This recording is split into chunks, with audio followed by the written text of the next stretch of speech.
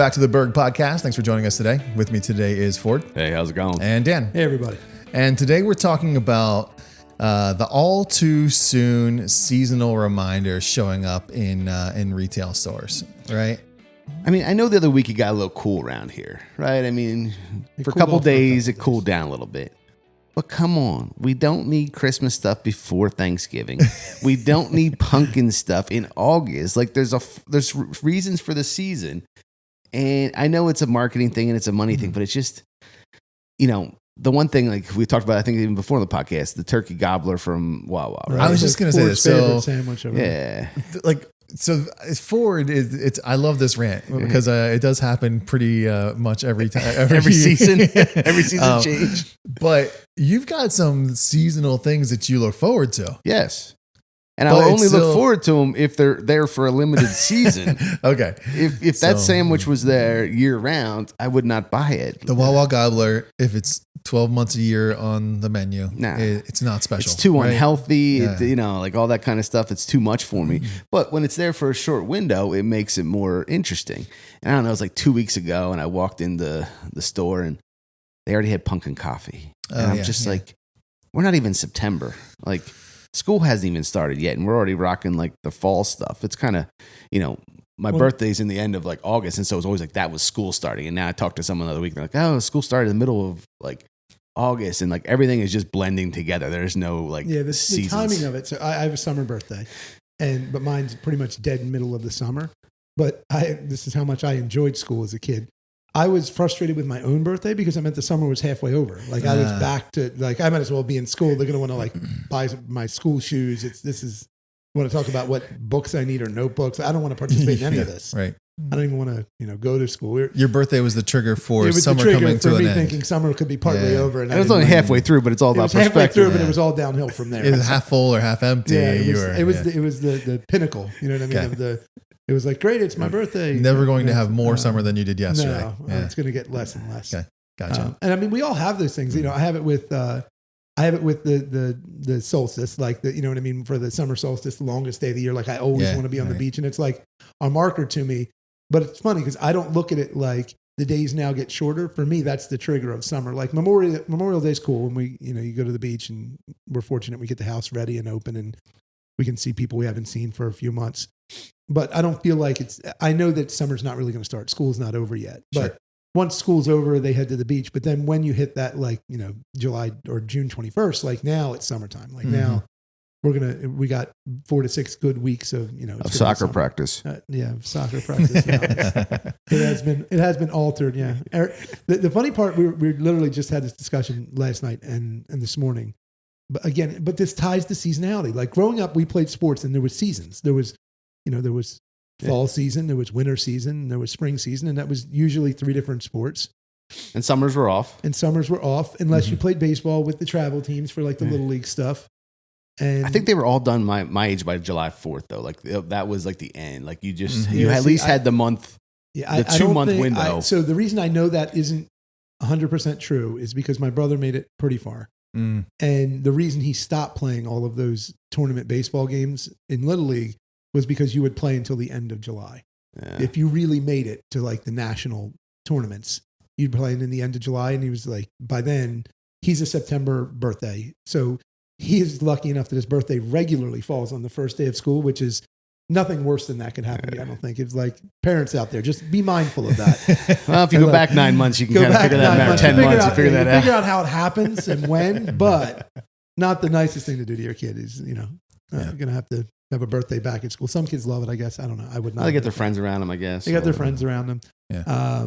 It probably creates like weird, cutoff dates too. If your birthday is like right at the beginning of the school year, like do you go early? Do you go late? So they moved it to October, which is weird. They gave people a little bit more, or like middle of September or something. There's a little bit more leeway, but it does create this whole thing. But parents are holding kids anyway. But the other thing, another one with Wawa again is, I guess in this area, Wawa is the marker for seasonal. Is they had Hoagie Fest. The Kelseys got involved, but the girls and Aaron, for some reason, did not realize Hoagie Fest would end, which I don't know how they didn't know, because it isn't like Hoagie Fest all the time. Yeah, it's not like it wouldn't be an event if it was not like fest. a Subway $5 footlongs. No, it's Hoagie Fest. It's Hoagie Fest. It's a limited time. I don't think it's a real thing anymore, right? You can't get a $5 sub at Subway. I mean, maybe you can get those little wrappers they have now, and only you can get the extra hoagie for $5. I mean, you can't get anything for $5. I'm probably aging myself. That's probably been over for a long time. But that was all the time. Yeah, right. Right. And this is a short time. And I said, well, no, it's got to be over. I was like, it runs like 4th of July to like I said, their things are normally a month. Like that's how Wawa runs. They run stuff for a month, which it's funny. What messes with Ford, I think, is that they're moving when the month is. They don't actually, I don't think they have the coffee longer. Like I think you may be out of pumpkin before it gets to pumpkin actually turns orange. Before it actually turns orange, and then you're going to be on a Christmas blend. Yeah, you know what I mean. That's what's going to happen here. But it's crazy and you can't buy anything. Like, have you noticed that happening? Like your kids are younger, but you don't really do Halloween. Nope. Okay, so this would be not obvious to Ford, but like it messes you up because like anything you want to buy is not in the season I want to buy it. You know what I mean? Like you gotta be preparing like 6 months out for everything. Like I remember Aaron, every year Aaron said, okay, well we got to go get Halloween candy. And then I'm like, well, all the Halloween candy is apparently gone. Right. I mean, it's a week before Halloween, but there's no candy. It doesn't exist anymore. We've already moved on. We go right by Thanksgiving. You just start setting up Christmas stuff. Yeah.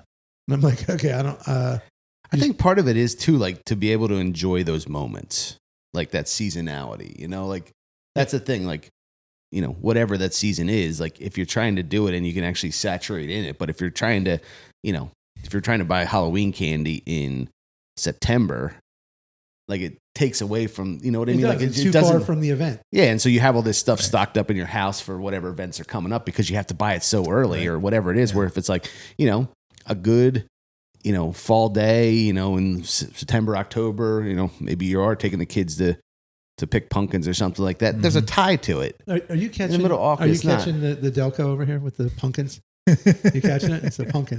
I got it. Yeah. This is water. I'll get water. Yeah.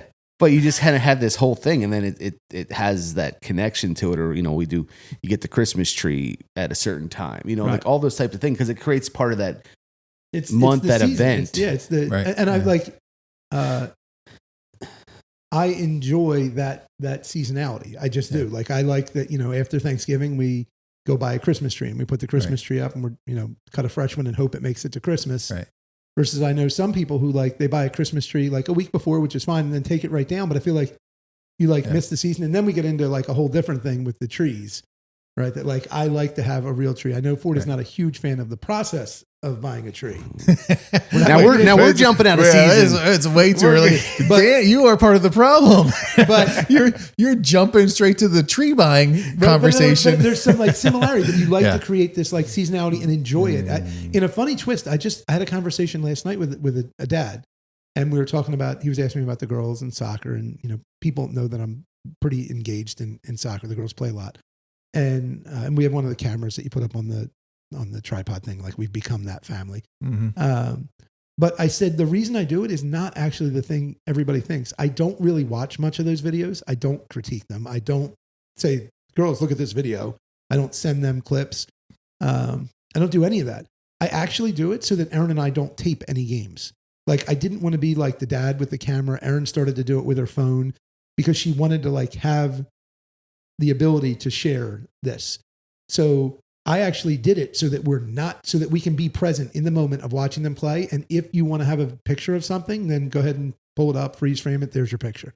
Sure. And if you want to take a picture of the girls, like after a tournament, I'll take a picture of the girls, but I want to be present, and so I think that speaks to a similar thing. Like you want to be involved in the moment. It's hard to be like in the fall spirit when it's 95 degrees out and it's August. That's not fall. Well, I mean, think about it, we're jumping on that. Two things. One, you said about the sports, we started doing that. Like they're year round now. So there is no time off. We talked about that before. But second is it's funny. Like we'll be doing something and it doesn't even cross my mind to pull my phone out of my pocket to take anything. Like that just isn't ingrained in me. Like some people, it's just that's the first thing something happens. It's like, hey, quick. You know where it gets and I'll be done. And they're like, did you take it? I'm like, no, I didn't even think to take my phone out of my pocket. Like that wasn't what the, because something happened to Tamara's car the other day, and like they're like, well, do you have a video of it? And she's like, no. And they're like, well, then basically it didn't happen. It was like, what? Like, that's just a weird thing because it's just not like that's not the first thought is to like pull the phone out of the pocket. You know where it really gets me is when you see people at a live event that you paid to go to, watching it through their phone.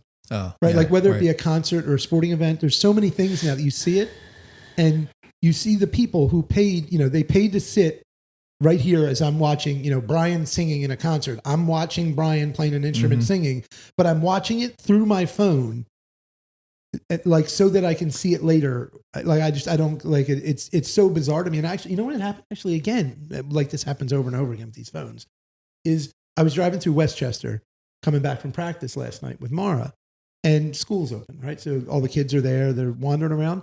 The number of kids who were together while separate was unbelievable. Like they were all walking places on their phones, but together. Right. Do you think we could fix that if we all start wearing shoulder pads and just like when they walk into you because they're not paying attention, you just kind of lower the shoulder a little bump? I mean, if you're out on the street or you're anywhere, the amount of like people, excuse me, because they aren't even aware of where they're walking, let alone like traffic or anything. It's true. I mean, we're like way off of seasonal here. Well, I it's the think same I thing. did it, but it is true because you guys both have earbuds, right, or some variation thereof, right, and AirPods, whatever. I don't. Okay. Because it really bothers me. Like frankly, because I don't know. Like are you a crazy person? Like that's you're talking to yourself. That's definitely insensitive. I'm going to get flagged for that one. But like, are you a person on this? Like when you walk through the city, there are people who struggle with mental health issues. Yeah. And they could be talking to themselves, carrying on a whole conversation by themselves. Now I'm not sure anymore. Like everyone is talking, and I don't know. Are you talking to me? Like, oh no, you're not talking to me. And I'm like, it's the same thing with engagement. Like I feel like people are always trying to do multiple things instead of just doing the thing you're doing. And I think there is a tie to the seasonality of what they're doing. It's the same thing. Like they always want to rush to the next thing so that you have like fear of missing out. Like, well, I have to get the pumpkin latte because it's going to be out. And then when's it going to be out? I don't even know because I mean, it's out in August. Who knows when they'll stop it? Right. I got to go get Halloween candy because otherwise the costumes and the candy are going to be gone. You better go get a turkey because who knows if we'll have those when I could get a turkey any day. Right. But I was supposed to get one around Thanksgiving, And I feel the same way about Christmas. You know what I mean? Like I don't really want to shop for Christmas presents in September. Like, do you think it's? This might get a little deeper than we thought the conversation would go. But do you think it's us driving it, or is it like a marketing manufacturer thing that's driving our desire for it? Like, do you understand what I'm saying? Yeah. Like, I definitely think it is. I mean, like they show like how much is being driven by, like they're doing it so subtly that you aren't aware. But if you peel the layers back, it's amazing what is being. I mean, we talk about it when we're getting on a phone rant, but like you have a conversation and then all of a sudden you go on to something and like the ads for it are tied to. Yeah. Right. So I mean, like I think we're accepting it, like we're embracing it. So like it's not their fault because we could say no to it, but it's definitely being highly manufactured. I think it's being fed to us, and the reason I tend to think about things operationally, right, like from a process standpoint. And the reason I think it is because if I have to get a bunch of Halloween candy and I put it in a store and I want to sell it, and then there's a window I'm going to sell it. Once I hit the window of November 1st, no one's buying that Halloween candy at full price anymore. Sure. So whatever I don't sell at that point, I'm now stuck with, and it goes to a wholesaler. Then I get pennies on the dollar. It cuts into my profit. But if I had the same amount of candy I was always going to buy, but I sell it a month ahead of time, when I get to the month I'm actually selling it, even if I have to mildly discount it, it's still better than having to wholesale it. And if I don't discount it and the people come in, they're like, well, I'm going to have to buy this, some money candy. Going to raise the price. Right. You know what I mean? Like I'm going to have to buy some candy that I wouldn't even normally buy because there's no other choices. There's no candy to buy.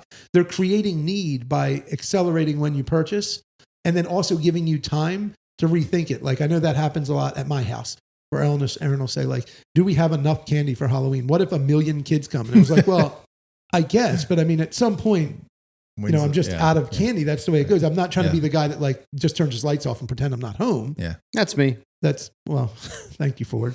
But Ford does, in Ford's defense, he doesn't celebrate Halloween with the kids either. So sure, he doesn't want to participate. But you know what I'm saying? In other words, you create a marketing environment that is favorable. And I think you see that with almost everything they do. And then the invention of FOMO is really been impactful to this. Like, cause that wasn't a thing 10 years ago. I'm not saying people weren't jealous 10 years ago. Yeah. I'm saying it wasn't an actual condition that everyone knew about. By creating the condition, you make it more, that's the key to pharmaceutical marketing, right? Is you say like, we have this, was it a problem always? Probably. Well, and how serious of a problem? And then you create a solution, and the solution actually creates a bigger need for the problem, the problem. Right. And like, I think a lot of that started with social media in some ways, because people like it's like a self-fulfilling prophecy, right? Like social media, you want to post something so that people know you did something, right? And then that's not good enough anymore. So you want to be the first one to post it, right? And so now you're experiencing it right through your phone. You're not necessarily paying any attention to what you're actually doing. And now people are like in this mindset where I'm not there. I can't be the first one to share it. I can't be the one to post it. I can't be the one to talk about it. And it's created like its own like monster where well, there's people commenting on YouTube videos first. Right. Like that's literally their goal, is to say that they want to be the first one to see it. Even if they didn't produce the content, they didn't experience it. They weren't there. It's so foreign. It really is genuinely foreign to me. Like, Ford and I, you weren't able to go to the peer group, right? Because Aiden was going to school. Yeah. But Ford and I were at this peer group, which we really enjoy. It's a bunch of really quality companies who are like-minded. I don't have one single picture from Denver. Because why would I take a picture? You know what I mean? Like, why would I, I wrote some notes down. You know what I mean? Like I wrote notes down. It wasn't that I wasn't engaged, but like, I just. You actually notice how few phone calls were happening during that time? Yeah.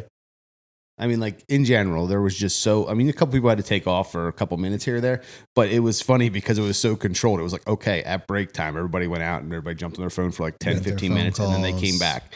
And it was so interesting because like you said, the one time we got done our meeting and then we were sitting somewhere having like a drink and like some food afterwards. And there was just 5 people sitting there and I didn't even see a phone on the table. Yeah. Like that wasn't the point of this situation. Yeah. Sure. I hope that there a swing, like the pendulum swings a little bit and we get to that point. Cause I feel like I'm about sick of my phone. Yeah. You know what I mean? Like, it is the most amazing tool that we have at our disposal. More amazing than any of our computers or anything else is that phone. It can do virtually everything that your computer can do. It connects you in any way you'd like. You can talk, you can video chat, you can have a meeting, you can send an email. Like it can do anything. It's amazing. But it also it owns a piece of your soul. You know what I mean? When you do that you just can't get away from it. The same way that it enables you to connect to everything, it connects everything to you at all times. You have you just have no time, no space, no privacy. Yeah. And so, but we've been all over the place, but I really do think there's like a linear line through this, that there was we've talked about it, that before there was even, phones, and first they had pagers. Like my uncle was the first person I knew that had a pager. He was an emergency room doctor. If his pager went off, someone was dying and somehow his specific skill set while he wasn't on duty was needed, that he would have to call and say like, here's what I would do. Right. And we've gone from that to, 8 and 10-year-olds have phones and they're making TikTok videos. It's gotten so, and I'm dealing with that right now. You're not there yet. You're obviously well into this, that the girls will say like, well, what do you think about us getting TikTok? And I was like, no, you're not getting it because you don't need it. Like if you could explain a need to me, I'm probably still going to say no, quite honestly, but because of the risk and the exposure and all the other things, I can't control it. But what you needed was, what my 12-year-old needed was a phone so that she could call me and say, I'm done practice. Can you come pick me up? Right. That's what she needed. You know what I mean? But what we gave her was a device that connects the entire world to her and her to the entire world. And then we try and limit what it can do, to try and limit the risk. Yeah. But you take that and it's what the world's become. I mean, you know, you're going to have pumpkin in October. You're going to have pumpkin in August. In August, Thanksgiving will be over by the middle of September. Yeah. Your Christmas shopping better be done by November, or else you're not getting whatever it is you thought you wanted. You pumpkins aren't even ripe yet. I mean, where are they? Yeah, we have pumpkins growing out back because the girls like planted some. Yeah. And they're like, it's not even a pumpkin yet. No, right. I got a friend. Some of this conversation like makes interesting group conversation depending on who you're with, right? And I've got a friend who he ran a company, and it was always interesting to me. A really great guy, really good conversation. I love his thought process on a lot of stuff. But he ran an apparel company called Fake Life. And it was on the premise that the majority of people are drowning in their own consumerism. And I always thought it was a little ironic that he was selling something to those people, to consumers, to tell them that they're over consuming. And he doesn't do it anymore. And I think that's actually was part of it. Because he was trying to do good work, and that was a venue to be able to do it. And he's doing other things now. But I always thought it was like an interesting conversation because, like, you know, that whole idea, where is this being driven from? Is it our desire to be the first, to be in front of things, to, you know, someone like wants to be the first one on TikTok with a Starbucks cup saying they got pumpkin spice latte on August 14th, you know, and it was when it started? I actually have no idea. Okay. And I wondered if it's mutual in some ways. Yeah, I do definitely think we're being fed the information, right?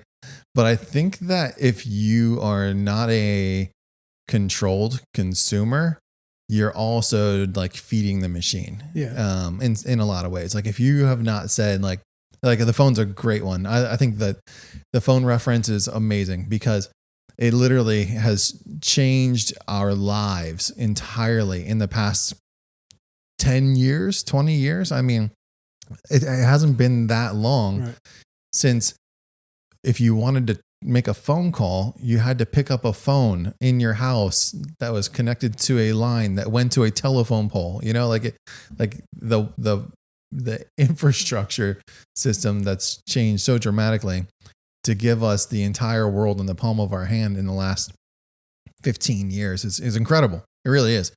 But like as a consumer, and like I've had to recognize like my own behaviors and my desired behaviors and like set up controls and say like, I don't like need to just sit on my phone for hours after, 8 PM. Like I'm not waiting for work phone calls. I'm with my family. Like that thing could be powered off. That thing could be, sit in a drawer for the rest of the night. It doesn't matter. And I think a part of that is like, if you desire constant access, you're going to be given constant access. So is that also tied to like people's need for importance, right? Sure. Like they need to be connected, right? I mean, I'm just trying to like, as you're saying this, like think through this, like, you said like, okay, I have a window that's not part of that window, whatever it is. I mean, I think it's, we talk about vacation, like our teams take a vacation and stuff, and we try really hard to respect like, their boundaries and stuff like that. Because like, okay, if you're on vacation and you're still like, years ago I went somewhere and we had a snowstorm back home, and like I was on the phone a bunch, and at one point Tamara's just like, I just wish you didn't come because you're not really here. You're, dealing with things. It's like, oh, it's cool, I can deal with things from somewhere else, but like I wasn't there either. So what's the point? You couldn't be in both places at once, and trying to stay connected to both places left you somewhere in the middle that wasn't doing either one. It was like middle ground. It wasn't anything of either side. And it's like, okay. So I have a funny story. So part of a hunting cabin, and when I first went up there, they didn't have cell phone service. And literally that was like almost part of the reason for joining, because I left the one town, you turn off your phone and you're like an hour out of there.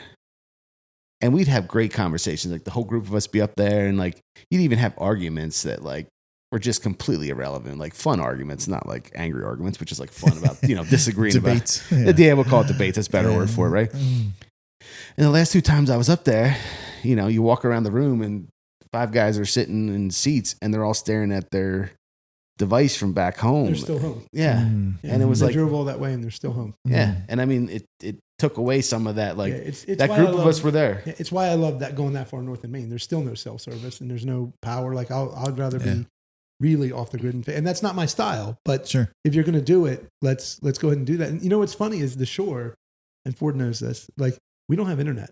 And this year we didn't even put up the antenna. We didn't have TV. The girls did not watch. Like I would call Erin and something like relatively of consequence could have happened. And I'd be like, hey, did you hear about this? She'd be like, no, what happened? She had no idea. And her world was fine. She didn't need it. And the funny part to me is to watch like Jane Lehman, right? So Jane's 60 something years old, right? And she was very athletic, played sports in college. She was an AD, not the person you'd think would like be just messing around on your phone. And she came over to watch the girls for us one night. So we came to dinner and she was like, you don't have internet. We were like, no. She was like, and to combat that, Ocean City, my house is low to the ground. It's one of the original cottages. The new houses have blocked the signal. So like physically you have to walk away from my house to really have any service. So I've almost have like a black hole at my house. He's found a new way to make a black hole. I found a new way of getting away. I can get away without going away. Not a Faraday cage. But it's one of those things, but like she was bothered by it because I don't know what she needed to see, but she was not able to see it. Like she was left out, and that's where of all the things they've marketed, creating this fear of missing out is it's probably the most damaging of the things they've created because everybody wants to create this false narrative right of that life is great and everything's always shiny and pretty and rainbows and unicorns, and it's not. And the irony is what we actually get value from is making it through the tough times, right? It's like the hard time you had, is what you remember and what creates value. And that's where I sort of tie in this together, that what makes the gobbler a great sandwich is that I can only get it for 4 weeks a year. If I could get it for every day of the week, I really don't want it. I mean, like I love cheesesteaks. I love burgers. I'll eat them constantly. It's not that I can't have it. I just really like them. But most of the things I get, I like because I can't have them. I love snow because I can ski and I can't ski for like 9 months a year. I love the beach because I can't really go to the beach for 6 months a year. If I could do it all the time, it would lose its punch because it's not special, and you make that. I mean, what makes our lives where we are in varying stages special with the kids is that it's fleeting. Like your kids are almost grown up. You're going to be an empty nester soon. And like, you're going to remember this time and it'll create even more value of that time. And then Ford and I having kids younger, look at that and say like, okay, like we're going to be Brian. Like it's, in 10 years, my kids are all going to be wherever they're going to be. They're going to be adults and they're not going to be with me. That creates value. But when we make everything available all of the time and at the wrong times, it devalues the thing that you wanted. And it's just, and I think you see that with everything. And it's creating like it's furthering our mental health problems because it's just unhealthy. Yeah. And it's a false sense. Like if you really think that, that everybody's on vacation all summer long. Vacation and it's just statistically not true. Sure. Logistically, none of this is true. Yeah. It's people are putting the best foot forward. And I'll close my point on it with soccer is that I realized Penn Fusion and FC Delco, my girls play at both. Very successful, competitive programs known around the country and around the world. They travel. And so they post, because they want people to know how successful they are. But I look at the posts, and sometimes it's actually funny to me because you're all posting how well you did, but you played against each other. You all couldn't have done so well. But what it is there's so many variations that they're just saying what they want. And I get that. That's marketing, right? Sure. But it creates this false narrative that whereas if the tournament posted and said, here's our 10 champions, okay, that's the 10 teams that won. But somehow there's 70 posts of everybody winning, but there was only 10 champions. So how did everybody win? Yeah. And you see little things like, this team went 2-0 on Saturday. It was like, well, you don't want to lose on Saturday because you won't be playing on Sunday, but you didn't say you won. You just said we went 2-0 on Saturday with a picture. And I'm like, happy for the kid. Like, good. My girls this past weekend had a tournament. Mara won. The other two didn't. Right. And they were bent out of shape that they lost. And I said to him, listen, you're going to get more from what just happened than Mara is. Like Mara won, and I'm happy for her. She won. It's great. They had a good weekend. You didn't. You play next weekend or the weekend after. You win that weekend, you're going to feel it because you lost the weekend before. If you had won this weekend and you win next weekend, you just start to expect winning, and then it devalues the winning. Like that's what makes winning value. You know what I mean? Like, even when you have a streak and you have a team, you know, like it's women's basketball in the Olympics hasn't lost in like something ridiculous, 25 years. They're like 59-0 in the Olympics or something absurd. They've won like 5 Olympics in a row. I didn't know that. Yeah. It's crazy.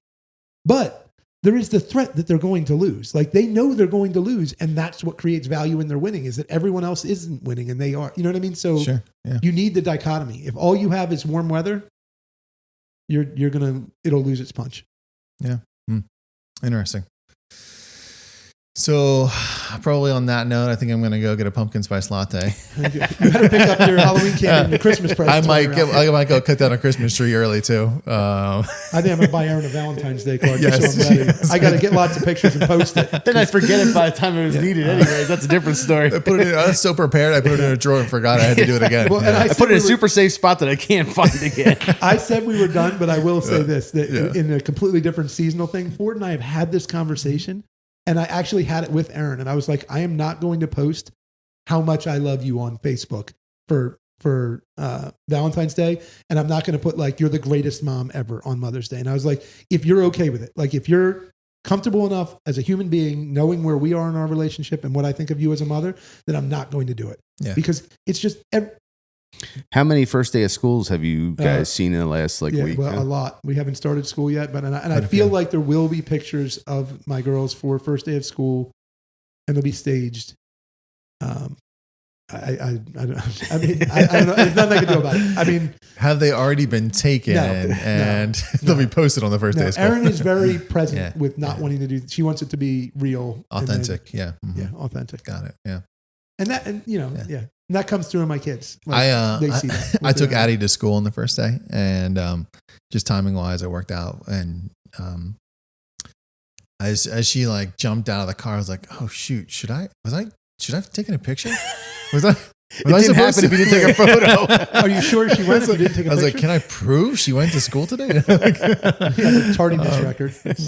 Yeah. So your wife's also there, so that's fair. Yeah, she would know pretty quickly. See, like, I mean, we won't add, but I'd rather do some kind of like embarrassing thing, like really, you know what I mean? Like, you ever see those videos like where someone rolls up and they like turn their music up as a kid?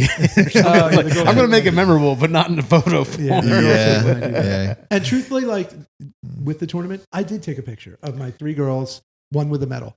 Sure. But I took it, no one has the picture. You know what I mean? Like, well, I sent it to my mom because she said, send me a picture. And I said, here's the picture. Do not post this anywhere. Not because I don't need anybody to know. I mean, now we talked about it, but it's not about that. They did it for themselves. So go have fun with your friends. Be a kid. Yeah.